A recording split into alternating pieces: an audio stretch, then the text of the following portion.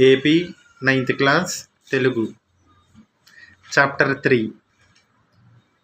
ప్రియమైన నాన్నకు. కవి పరిచయం. రచయిత్రి పేరు పింగళి బాలాదేవి. కాలం 20వ శతాబ్దం.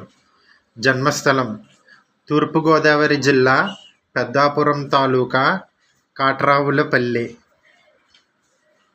తల్లిదండ్రులు బట్టిప్రోలు కృష్ణమూర్తి, వేల్పూరి సుభద్రాదేవి.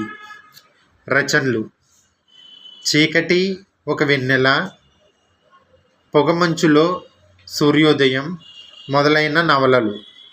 నాన్నకు రాయని ఉత్తరం కథా సంపుటిని రాశారు. విశేషాంశాలు: తెలుగు, హిందీ, ఒడియా, బెంగాలీ భాషల్లో రచనలు చేశారు. అధ్యాపక వృత్తిని స్వీకరించారు.